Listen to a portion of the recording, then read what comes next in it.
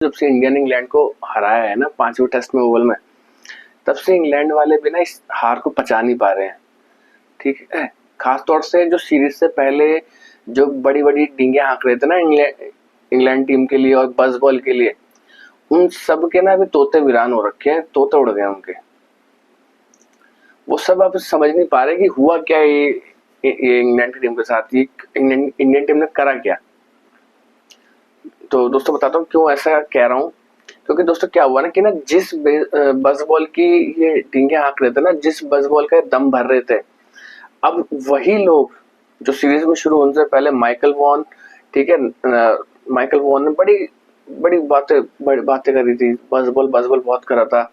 ठीक है, बड़ा रिजल्ट दिया, 3-1 से इंग्लैंड ये सीरीज जीतेगा, बहुत बातें करी थी। ठीक है, नासिर हुसैन ने हालांकि इस तरह की बस बॉल, और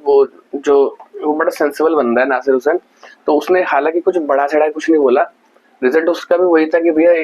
इंग्लैंड टीम सीरीज जीतेगी, बस यही बात थी। ठीक है, एक ग्रेम स्वान उसने बढ़ाई कि इंडिया हम प्रैक्टिस मैच लेंगे, कुछ नहीं है, इंडिया कुछ नहीं कर सकता इन पिचों पे, हम बिल्कुल को खत्म कर देंगे। ठीक है, माइकल वॉन के भी यही शब्द की प्रैक्टिस मैचेस है हमारे लिए, हम मैचेस की तैयारी कर रहे हैं यहाँ से, और कुछ नहीं है। तो जिस तरह से इंडिया ने उसके बाद जब हराया ना, तो इन सब जितने बड़े बोले थे, जिनके स्वर ज्यादा, जिनके आवाज ज्यादा निकल रही थी, उन सब की आवाज ना अभी ना बंद हो रखी है।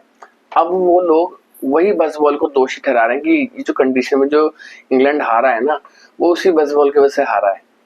जिस बस बॉल का जो मतलब सोच लो कि इनकी अब मानसिकता क्या रह गई है, कितने ज्यादा ये डिप्रेस हो गए हैं इस चीज, इस हार से, कि जिस बस बॉल का दम भरे थे सीरीज शुरू होने से पहले,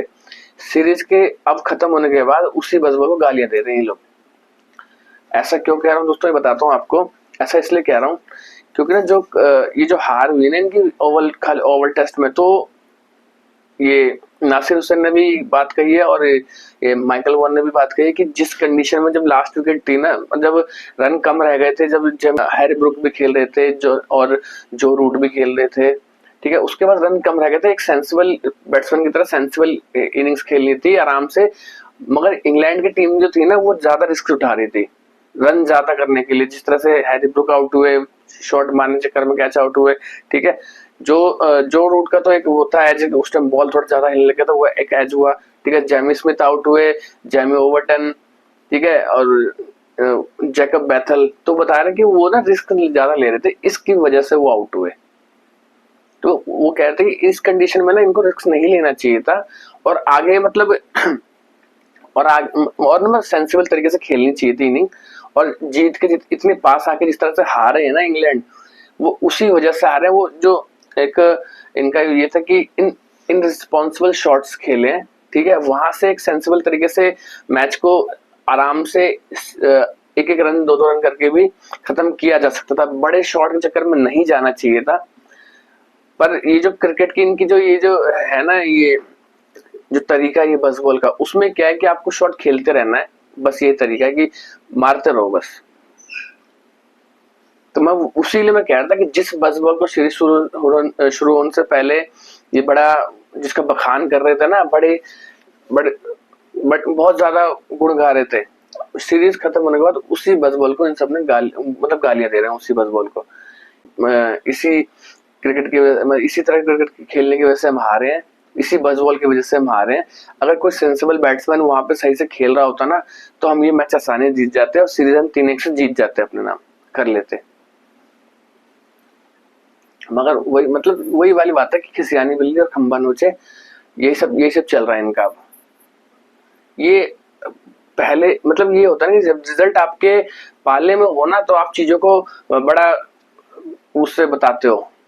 बड़ा बखान करते हो चीजों का, बड़े गुण गाते हो। तो ये चीजें होती हैं, जब रिजल्ट आपके पक्ष में नहीं आया, तो वही चीजें आपको बुरी लगने लग गई।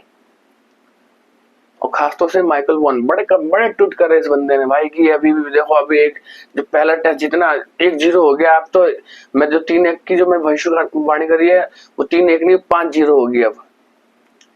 ठीक है, जब दूसरा टेस्ट इंडिया जीत गई, तो कह रहे अभी भी 3-1 की भविष्यवाणी बाकी है, अभी भी हम 3-1 पे वो है, तो 3-1 करेंगे हम, अब यहाँ से 3-1 करेंगे हम।